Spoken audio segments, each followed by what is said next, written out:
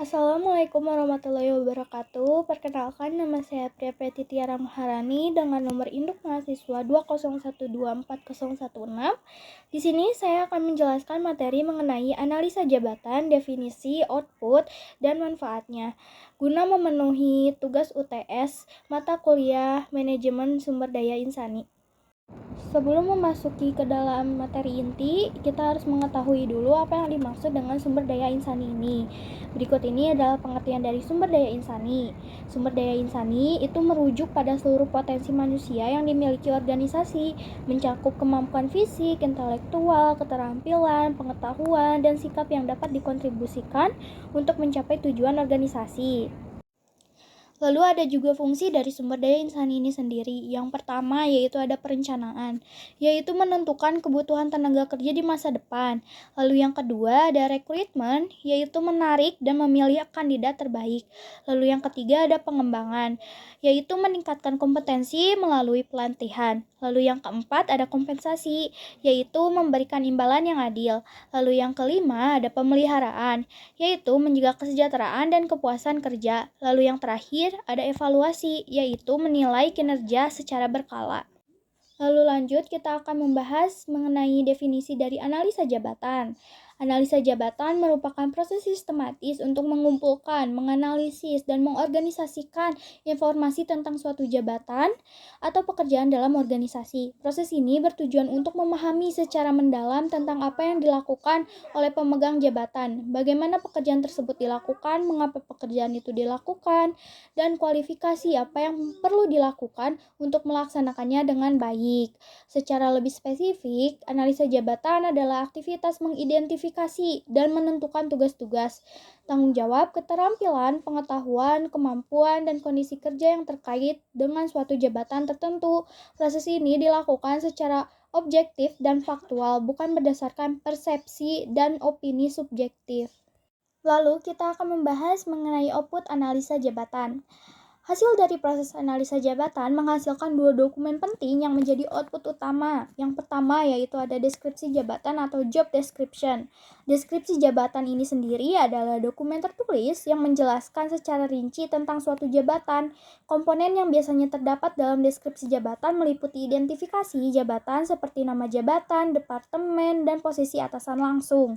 Ringkasan jabatan yang memberikan gambaran umum tentang tujuan dan fungsi utama jabatan, tugas dan tanggung jawab jabatan utama yang harus dilaksanakan, wewenang dan batasan keputusan yang dapat diambil, serta hubungan kerja baik internal maupun eksternal organisasi. Dokumen ini juga mencakup kondisi kerja seperti lingkungan fisik, jam kerja, dan risiko pekerjaan yang mungkin dihadapi.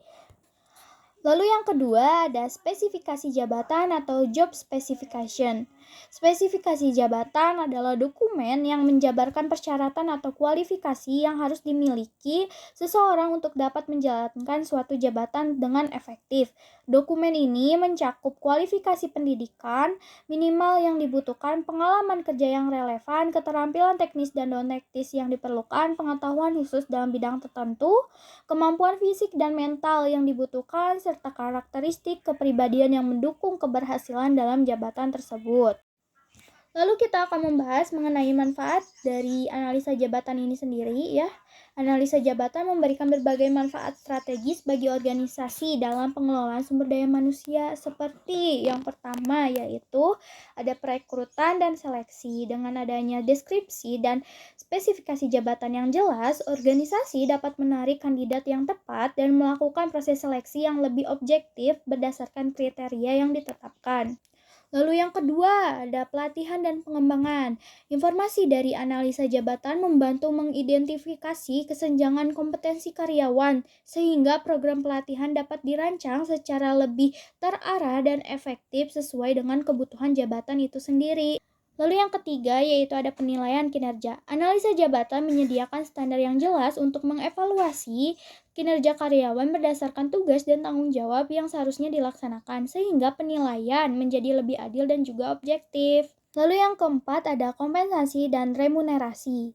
Dengan memahami kompleksitas, tanggung jawab, dan persyaratan setiap jabatan, organisasi dapat merancang sistem kompensasi yang adil dan kompetitif berdasarkan nilai relatif setiap jabatan dalam struktur organisasi.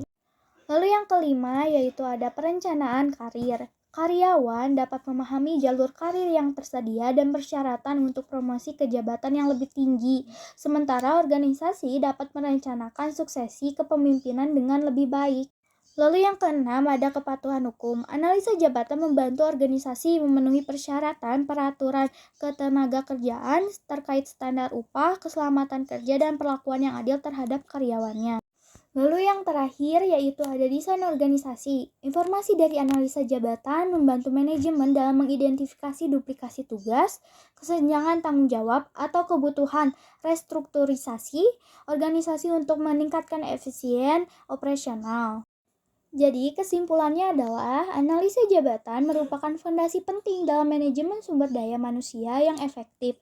Melalui proses sistematis, organisasi dapat menghasilkan deskripsi dan spesifikasi jabatan yang menjadi acuan dalam berbagai fungsi SDM, mulai dari rekrutmen hingga pengembangan karir, investasi, waktu, dan sumber daya dalam melakukan analisa jabatan yang berkualitas akan memberikan dampak positif jangka panjang bagi efektivitas organisasi dalam mengelola aset manusianya. Mungkin cukup sekian penjelasan dari saya. Mohon maaf apabila ada salah kata. Wassalamualaikum warahmatullahi wabarakatuh.